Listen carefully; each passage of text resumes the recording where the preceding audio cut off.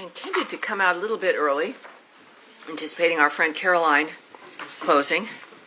Hi, Tommy. Just wanted to make sure your badge. I apologize. Oh, my God, my badge. It's like I'll never be able to function without my badge from this point forward. Thank you, sir. Thank you. All right. I feel so unofficial now. All righty. Yes, so our friend Caroline briefed today, which was terrific, and so here we are. Thank you, everybody. For everyone watching at home, welcome aboard. I appreciate it. We know that many streaming options. We know C-SPAN carries us live as well, and it's great to see all of you here. Do have a couple of announcements here right at the top. Today, the State Department notified Congress on our reorganization plan to build an America First State Department capable of meeting the challenges of the 21st century. The Secretary issued a statement on the notification as he said, over the past quarter century, the domestic operations of the State Department have grown exponentially, resulting in more bureaucracy, higher costs, and fewer results for the American people. Since my first day as Secretary, I've said that this department must move at the speed of relevancy, and in April announced a broad reorganization of the department to better achieve that goal. Today, we took the next step in that process by notifying Congress of how we plan to do that. Further, he said the plan submitted to Congress was the result of thoughtful and deliberative work by senior department leadership. We have taken into account feedback from lawmakers, bureaus, and long-serving employees. The reorganization plan will result in a more agile department, better equipped to promote America's interests and keep Americans safe across the world. In addition, over the last few days, Secretary Rubio has announced new visa policies that put America first. I'm sure none of you have any questions about those. The State Department is determined to protect Americans' right to free speech and to counter the malign influence and actions of the Chinese Communist Party. The bottom line, we are using and will continue to use every tool in our tool chest to make sure that we know who it is who wants to come into this country and if they should be allowed to come in. Every sovereign nation has a right to secure its borders and to make sure they know who is in their nation and if they are safe to be here. And finally, Secretary Rubio met with the North Macedonian Minister of Foreign Affairs today and his delegation. I had the pleasure of being at that meeting as well. The meeting underscored the strong relationship between the United States and North Macedonia and highlighted mutual interests in regional stability, economic cooperation, and NATO. They explored opportunities to expand the economic collaboration, which would include energy, trade, and investment. A fabulous delegation. It was a pleasure to meet them. And now it's a pleasure to see you guys again, even though I've met most of you, maybe not all of you, taking your question. Matt? Yes. I know you've got a few things on your mind. Well, yes. So I assume you were being sarcastic when you said that I know none of you have any Of course, questions yes. about the Sarcasm visa is my favorite thing. So anyway, I do have a couple of questions. Sure. So I'll keep them brief. On the visa policy, specifically as it relates to China and the Chinese students. The statement that came out last night wasn't very specific, shall we say, about what affiliations with the Chinese Communist Party and what critical areas of study would be applicants for visas under those would be, would be subjected to more scrutiny. So I'm wondering if there is an answer to what is the actual, Chinese Communist Party affiliation that would make you ineligible for a visa, or what are examples of the critical areas in which will be subject to? Well, since starting here at the State Department in January, I've been impressed with a number of things, most everything. But also learning about the nature of the visas, and I've said here regularly, many people watching around the world might not know, is that we don't give details about what our methods are regarding visas. Of course, everyone is vetted. I think if you've gone through the process, it's about filing for a visa, and then you have to have a meeting. And you do it in your home country, your consulate, your embassy, and that's the process. So there is a vetting. There always has been. What we don't discuss, again, because of privacy issues, but also because it's different for each person, that there are a series of dynamics that can be applied, questions that can be asked, issues looked at, and we use every tool that we have to vet and to make sure we know who's coming in. In this particular case, the United States is putting America first by beginning to revoke visas of Chinese students as warranted, including those with connections to the Chinese Communist Party, as you mentioned, Matt, or studying in critical fields, and enhancing scrutiny of visas for all Chinese nationals, including Hong Kong passport holders. I will not be getting into the details, not only of what the details are regarding the scrutiny and the methods regarding the visa itself, but also when it comes to critical fields. I was rather pleased, having seen very often announcements that don't really give any information, and there's reasons for that, for national security, because there's negotiations, it's diplomatic, et cetera, or giving away the nature of how we choose to do things might give up our hand and make certain things less effective. In this case, when we think of critical fields, which is obviously a very specific phrase, we think about national security, the nature of how we keep America safe and secure and more prosperous. And it is important to have, I think, a broad base, because that could mean something different to many people. It could mean many things. And this is going to be up to the people making the decisions. And I think that that's in the framework of what we've discussed regarding the visa actions as well, when it comes to keeping America safe. The United States, I further can say here, will not tolerate the CCP's exploitation of U.S. universities or theft of U.S. research, intellectual property, or technologies to grow its military power, conduct intelligence collection, or repress voices of opposition. The Trump administration is focused on protecting our nation and our citizens by upholding our national security and public safety through our visa process, obviously very openly and transparently applied by Secretary Marco Rubio. Every visa adjudication is a national security decision, every single one of them. Every prospective traveler to the United States undergoes interagency security vetting.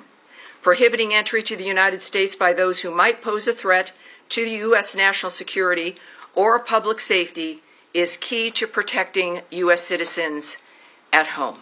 So we've experienced this through these last several weeks. It is something that is at the heart and that really at the front line of protecting the country.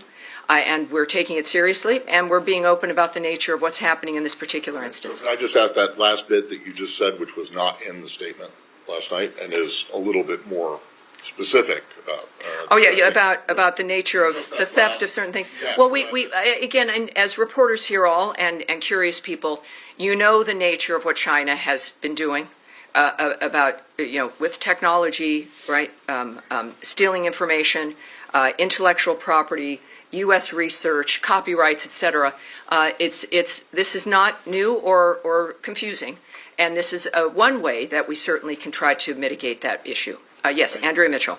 One follow-up on that, and then I'm going to ask you Of about course. Hamas and Gaza and Israel. Certainly. Is there any reevaluation of TikTok and its vulnerabilities, as was defined by the previous administration as dangerous for national security reasons? Does the White House, does the administration have any reevaluation of TikTok in this context as you're cracking down on Chinese? I would say you'd intelligence have to send that question, ask that of the White House. What we do know, though, of course, is that we're serious about Chinese intervention here, if you will, the nature of what's driving, of course, this new visa vetting dynamic. But for that specifically, I know the President has spoke on it. You'll need to ask the White House. And let me ask you about Yes. the possibility of a tentative acceptance by Israel of a ceasefire. Let me come back to you on that. I think many of you also have the visa questions, correct? Are we dealing, let's stick with visas, because there's many different issues at hand, not just this one regarding China. So Daphne. Yeah, we'll get to Gaza after that. Yes. Thank you. There are hundreds and thousands of Chinese students currently in the U.S. What proportion does the State Department expect will face visa revocations? Oh, I can't answer that at all. I mean, one of the things we also, even if I was inclined to want to answer, is we're not going to speculate on where this would go. A lot of this clearly is, perhaps has not been done before, as we look at this dynamic and make a determination of exactly what's been happening in this country. A great deal of what President Trump has done and what Secretary Rubio is doing is beginning to look at certain things, whether it's foreign aid, the nature of visas, how people are getting here, what's happening at the universities, the things we've seen that we don't like that have emerged from them. But I certainly would not hazard to suggest that the numbers matter. What the story is here is that the issue of being serious about safety for the country matters, and we're going to look at that at every single front. So I think it's less about numbers and more about the fact that we're keeping America safe and taking the actions that we need to do that. At the tail end of Trump's first administration, the U.S. revoked visas for more than 1,000 Chinese students and researchers that were deemed security risks. Should we expect the actions that Secretary Rubio announced yesterday to exceed those first-term measures? You love the numbers. She loves the numbers, Daphne from Reuters. How many originally did you say Chinese students were here? The hundreds of thousands. Hundreds of thousands. And so you've provided a number of about 1,000, which I'm not quite sure how that number even would have been a number that you could rely on, because Consular Affairs does not provide numbers. We don't discuss visas that are issued, visas that are removed, things that are revoked. Those are numbers that are not shared, are not provided. And I would suggest using caution if someone is giving you a number like that. I have no idea what the numbers will be. What I do know is that the people who are deemed to be a threat to the country or a problem now will be vetted again or looked at seriously, and Americans will be safer. That's the story here. And then just on the visa restriction policy announced yesterday over the censoring of Americans, can you provide any specific examples of what actions prompted the U.S. to institute this policy? And when might we expect any visa restrictions to be implemented? In a case like this, you're looking at a policy that is a reflection of what the Trump administration and the American people care about, which is the idea of Americans being censored. We experienced this through COVID, the nature of our ability to be able to speak our minds. And while I won't give you or can give you or would give you specifics about how this particular restriction would be approached, which is not done in a blanket way, right? That there's individuals who are flagged or who are seen as being a participant in some aspect of the censorship of Americans. What I can say is that all of what you see emanating from the Trump administration and the State Department is a reflection of the policy of this administration and what the American people want and expect when it comes to what their futures are going to hold. Again, on visas, Yes. hold on, please. Still on visas. Still on visas. One moment, I'll be back with you. Yes. One on the cable that went on Tuesday, it said they expected this expanded social media vetting guidance for visa applicants to go out in the coming days. Are you still tracking that timeline, and give us any Yes. guidance on what that is going to Yes, look I can't like? give you a specific timeline, but there will be more information.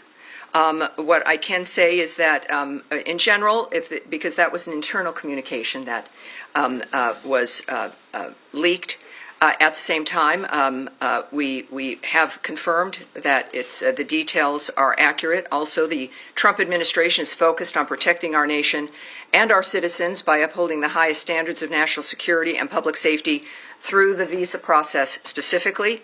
Every adjudication, as I noted to you, is a national security decision, and a visa, as a reminder, is not a privilege.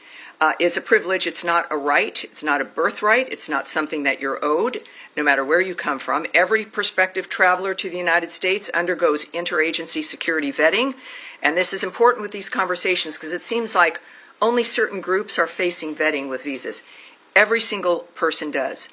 So I would say that, yes, you're going to get more information, and this is, as a result, not an interminable kind of end. There is an end point, and it should be rather quick, as consulates and embassies make adjustments when it comes to how they handle Can we visas. expect the appointments to open back up immediately after that guidance goes out to posts? Well, one thing I can tell you, a few things I can say is people can still make their application, do their regular steps, but it's a two-step process, right? You apply, and then you have to get an appointment to meet with people, to talk with them.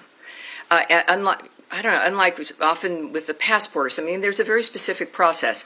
So right now, there might be some delay, and what I'm told to encourage people to do is to regularly check to see when those spaces open. So as opposed to let me just say, I would not be recommending that if this was going to be weeks or months. So if you've applied for a visa and you want to, please do. Then if you're not getting an appointment, there's this online system. You continually recheck to see when those spots might open. I can't tell you immediately after some, indeterminate moment of an action, but I can tell you that it's something that would happen perhaps sooner than later. And then one more. On Harvard, my understanding is you are now reviewing all of the visas of Harvard-affiliated visa holders, not just students. Can you confirm that? And why is this broader review taking place? Do you expect it to impact medical professionals, for example, professors at the university? I hesitate only because all of this is regarding visas and the nature of our mission and the approach that we take regarding who is being scrutinized and how we're going to approach. So we're going to put that off. I think we probably will have a bit more on that next week, perhaps, but we'll put that off now. But what I can say clearly with all of the news over the last 48 hours is that the visa process is a key component of keeping the country safe.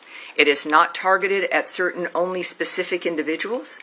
This is an overarching national security action, and we are acting quickly. Obviously, we're a nation that loves people coming here the legal way, and we want to help facilitate that, but not at our own risk. Sean. Sure.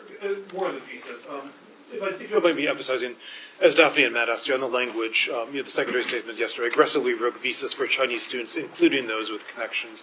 It's not specific. He's not saying specifically those with connections. So, there are 277,000 Chinese students in the United States. Should all of them feel that they're at some risk of having their visas revoked? I think everyone who's here on a visa has to recognize, certainly is what they've seen over the last few months, that America takes their visas seriously, that vetting is not a one-time process, it's continuing. And that if things happen, if you get arrested, if there's some kind of an issue, it's probably going to be seen at some point. But I do think that with this particular dynamic, it's clear that there's an interest in making sure that those who are here from China on a visa understand that we are taking our national security seriously, and we are looking at their visas, and if everything's fine, terrific. But that will be a vetting that certainly continues and is important, clearly, to the administration. And a bit broader, you said if everything is fine, you're welcome. More broadly, all these things that are going on with the student visas, with the vetting, with the suspension for now of new appointments. Is it still a priority for the administration to encourage students to come to the United States? They have other options. It's been said that Hong Kong, for example, is now saying students at Harvard, doctoral students, have a fast track to go there. Is there any concern that the U.S. is losing a competition? After all, there's $50 billion into the economy from international students. Well, people come here because this is where you start new lives, where you have every opportunity in the world. There's a reason why people come here. It's because of what the country represents. Yes, the excellence of our schools, and we want to keep it that way. We want parents who send their children, whether they be from a different country or America, to an American university, that they can recognize their child when that child returns home. And that child actually has skills and an education that can improve their future, that can get them a job, that can help facilitate the dreams that they've had, as opposed to political indoctrination or the idea of just activism or a certain political framework that they move out with. This should be an education that is literally liberal. The idea that you learn things that help facilitate your life no matter where you come from, who you are, if you're a Jew or a non-believer or an atheist or black or white or a woman. We've been through this in this country for the last 2 to 3 generations still. And our focus is making sure that everyone who does want to send their child to a school in this country can do so knowing that they're going to be safe. They're going to be able to get into a building and not held hostage in a library because it's been occupied, or that they're going to be able to actually learn things that you're paying that kind of money for. So yes, it not only should encourage more people, for those who are already here, it's certainly an important dynamic for believing and understanding that your child's going to be safe and that you're going to get something that you've paid for more than a social activist who lives in your basement. Can I switch to the Middle East, or does anybody else have anything? Well, yeah, it's an unusual day for me, and time flies, doesn't it? Well, so many people, too many people, Matt. So we've talked a great deal about the visas. And Gaza, all right. We had Gaza. Where is she? There she is in the blue jacket. You'll be second. We'll go to Andrea on Gaza, and then we'll go into the back. I Yes. wanted to ask you about the reported acceptance by Israel of a ceasefire for Gaza. What you can fill in about that? Does it include expanding food deliveries? Does it include the south as well as the north? And do you know whether Hamas has signed on to this? And is Qatar or Oman? Well, we know there's been a proposal put forward that seems to be promising. We are unaware of Hamas accepting it, but we do believe that it has some significant promise. We would, of course, as you might imagine, it's been a goal of the administration to get all the hostages out, certainly the bodies that are being held.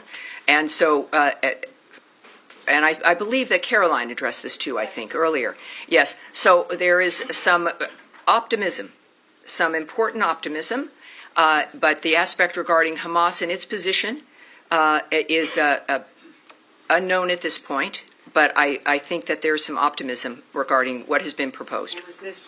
Do you know if this came from Mr. Witkoff and Dermer and the other envoys who were here from Israel this week? Well, I believe that certainly Special Envoy Witkoff, as he's been involved in most issues and our successes, but at this point, we're still waiting to get some kind of a final point put on that. Which would allow even more humanitarian aid to move in, and certainly the return of hostages and bodies. This is what we always are working on, and we're excited that this might be a good development. All right, Nadia. Thank you. I'm following up on Gaza again.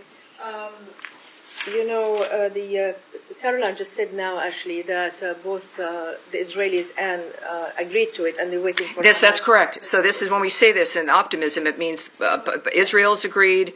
All right. So we're in a very good position, I think. But as you know, the president said he wants to see an end to this war.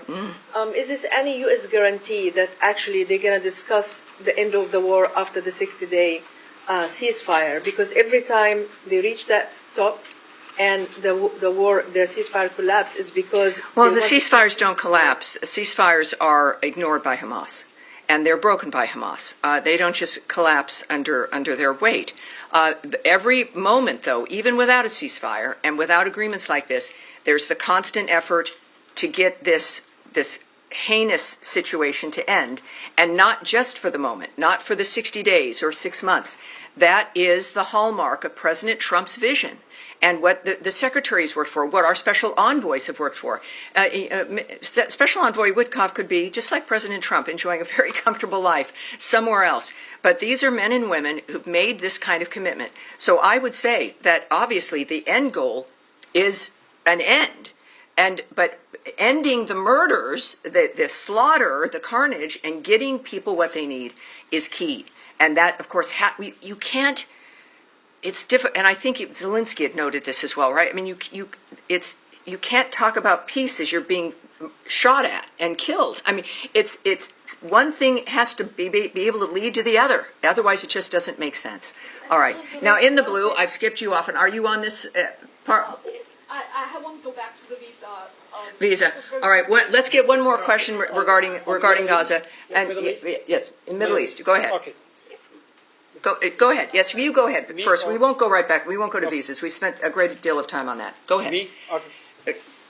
Yeah, go ahead. Yeah. I got a Gaza visa question rolled into one, so it's jackpot. The Mahmoud Khalil case, the federal district judge ruling yesterday that while he found that Khalil gave insufficient responses to allegations that he omitted key information from his application, the judge also ruled that Secretary Rubio's determination that Khalil's activities would have an adverse impact on American foreign policy were unconstitutionally vague. Does the Secretary have a reaction to that, number one? And number two, does it change the position or the tactic going forward in this Yeah, so executive? again, let's just take that back for next week. I mean, I do want to get a direct response for you for that, but I literally have to go in a few minutes. And normally I would stay for as long as I could, but there's something I can't avoid. Yes, yes. All right, we'll go to Russia, Ukraine. Yes? All right.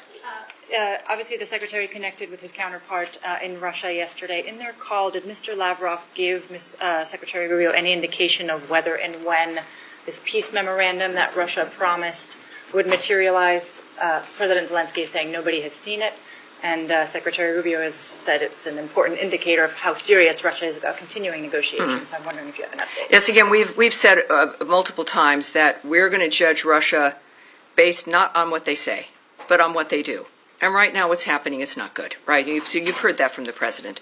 What I can tell you is Secretary of State Marco Rubio, in fact, did speak with Russian Foreign Minister Lavrov. Secretary Rubio welcomed, as we all did, the exchange of 1,000 for 1,000 prisoners, which happened over the weekend.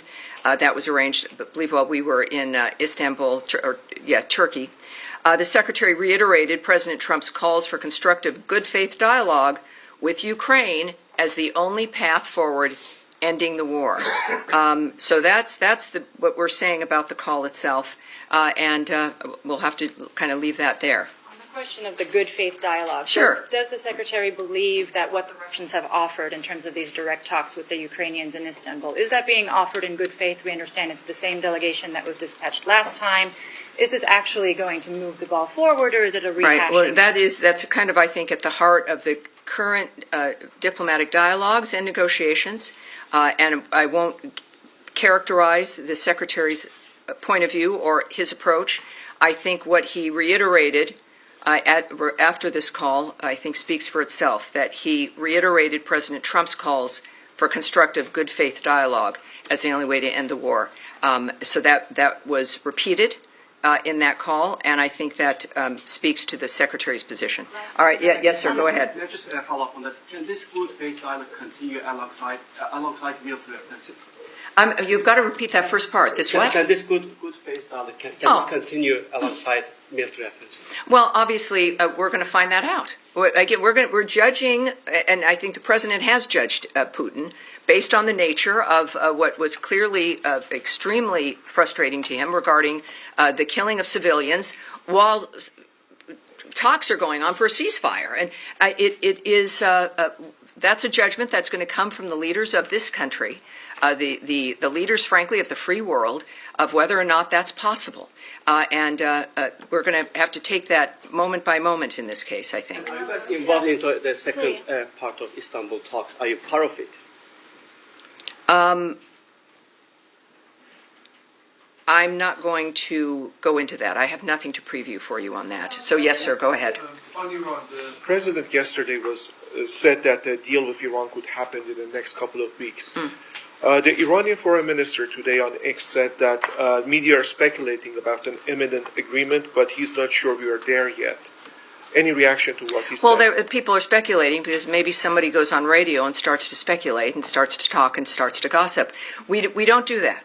We've learned that discussing the details of something as sensitive as peace negotiations or ceasefire does not help. It might be more interesting radio, but that's not how we're operating. It's not how serious agreements benefit. So I'm not going to comment on that. What I do know is that every report after our meetings is that it's that they've gone well and that progress has been made. Iran is at the table, and progress has been made based on the lines of President Trump, what his lines are, that there will never be a nuclear weapon, that there will not be enrichment. And we make progress every single meeting.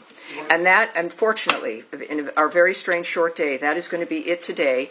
I know there's more, and of course I'll see you soon, and you also know how to reach all of us.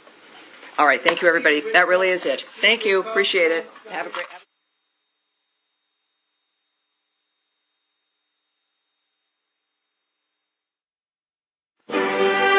Courage is being scared to death and saddling up anyway, as John Wayne said.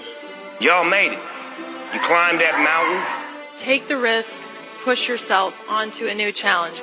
This week, watch commencement speeches from across the country, featuring inspirational messages from political leaders, sports personalities, and celebrities. Tonight, hear remarks by Maryland Governor Wes Moore at Lincoln University, New Hampshire Governor Kelly Ayotte at Nashua Community College, Minnesota Governor Tim Walz at the University of Minnesota Law School, and Virginia Governor Glenn Youngkin at Liberty University. Watch 2025 commencement speeches tonight at 8 Eastern on C-SPAN 2 or anytime online at cspan.org.